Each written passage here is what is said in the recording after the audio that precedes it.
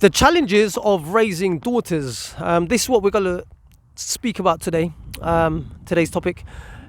Boys and girls, sons and daughters are just built differently. They respond to different things. Their emotions are completely different.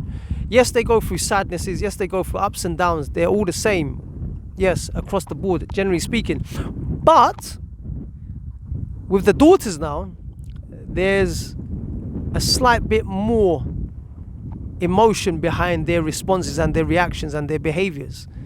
There's a lot more fluctuations in their emotions compared to the sons. The sons are a bit more stable in their emotions, whilst with the girls now, with the daughters, it's more frequent in terms of their emotions fluctuating throughout the day. That's one. The second thing is, when you're dealing with the boy, you can be a bit more harsher, you can be a bit more firmer. Whilst with the daughter, you need to be a bit more sensitive because they're emotionally more fragile than the boy. The boy is like, I'll give you an example. He'll fall to the floor. You tell him, son, brush yourself off, get back up, brush yourself off and crack on. And he'll take that. Whilst if your daughter were to fall to the floor, she'll cry, she'll scream, she'll shout, she'll just over-exaggerate things. And you can't tell them to just pick yourself up, brush yourself off and crack on. No, you got to be a bit more tender, you got to be a bit more caring, you got to listen to what they say, you got to empathize, you got to hug them, you got to embrace them, you got to talk to them, you got to kiss them, you got to hug them. There's so many more things that you have to do to our daughters to reassure them, to build their self-esteem, to build their confidence.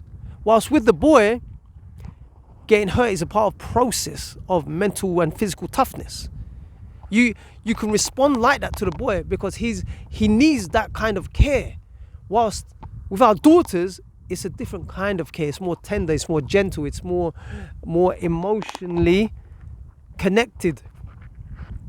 And in saying this, I'm not trying to say that the boy doesn't need this, but it's not as much. The approach is different.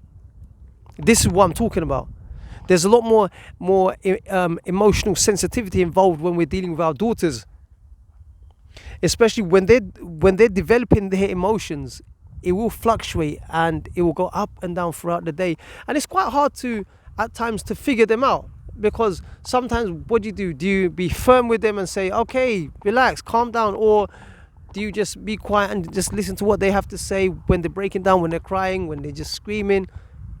Do you listen with a sympathetic and an empathetic ear? Or do you just say, okay, enough, relax, move on? You could do that to the boy, but you can't do that to your daughter. Because she's that much more emotionally sensitive. And what is it like communicating with our daughters when we're trying to deal with them? What I could say is, generally across the board, is just listen.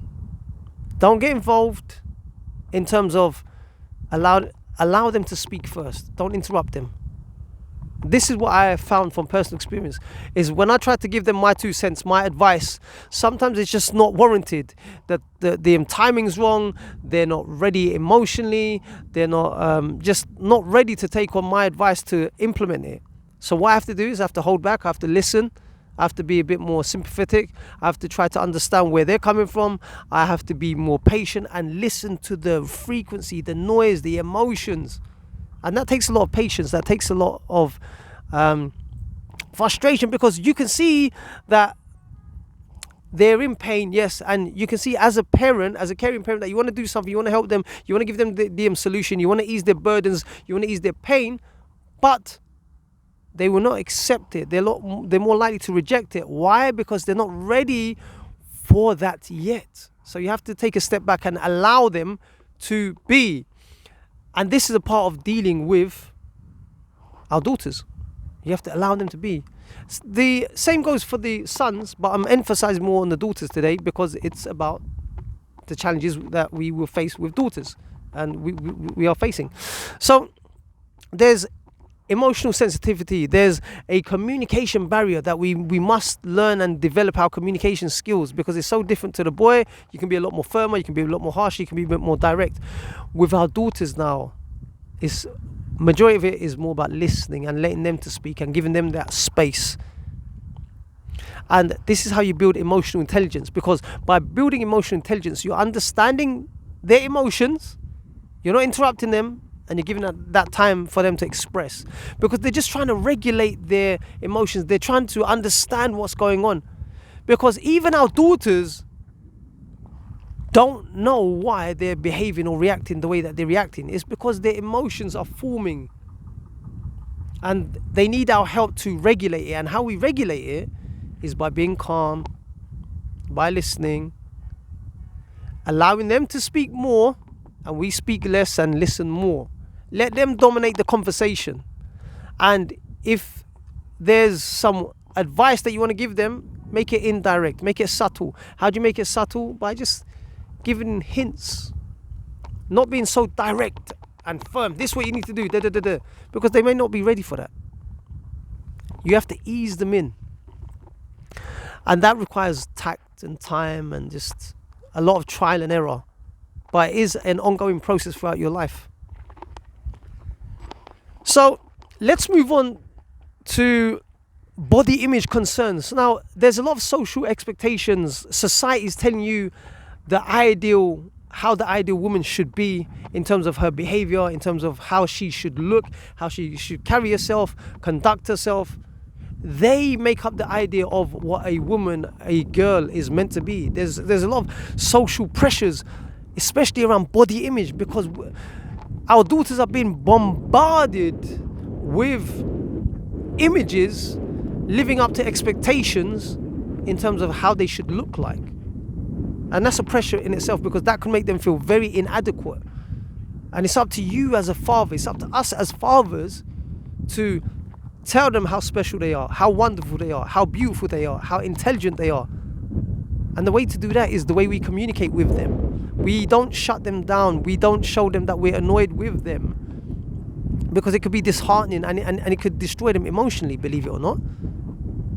We have to be so careful about how we carry ourselves, how we react when they come to us, when they turn to us.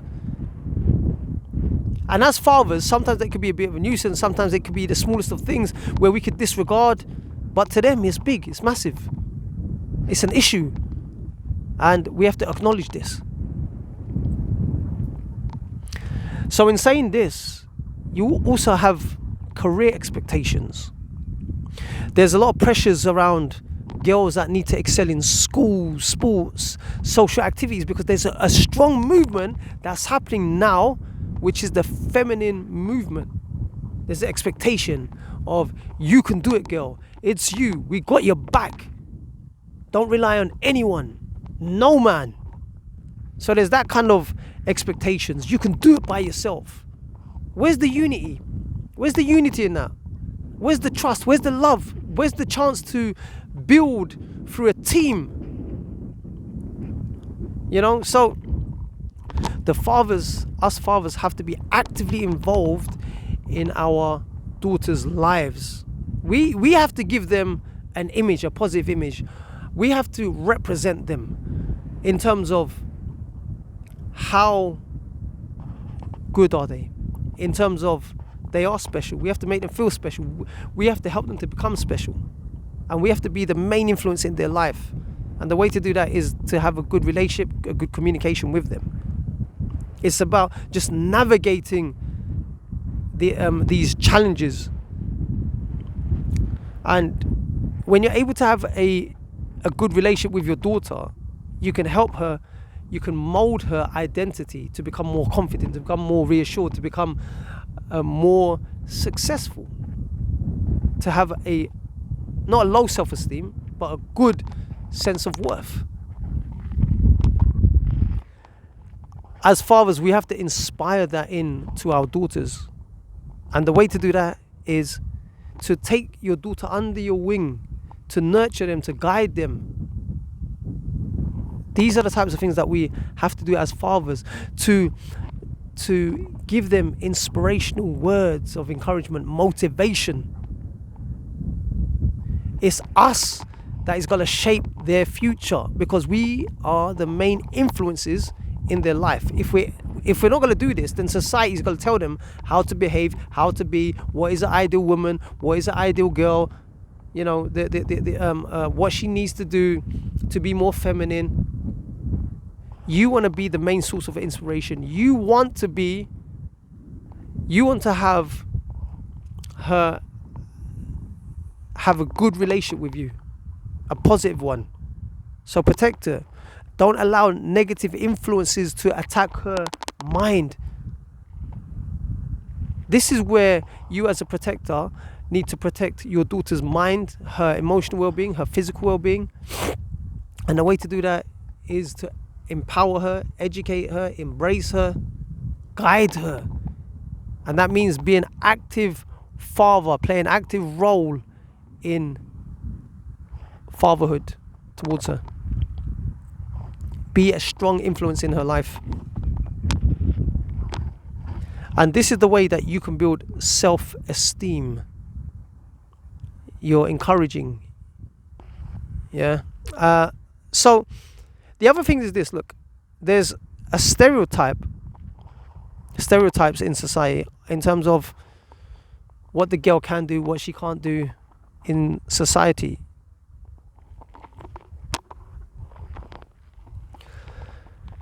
So there's always going to be limitations. Society's telling her what she can do and what she can't do.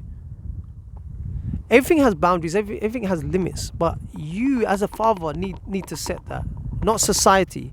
Do not let society raise your daughters or your daughter.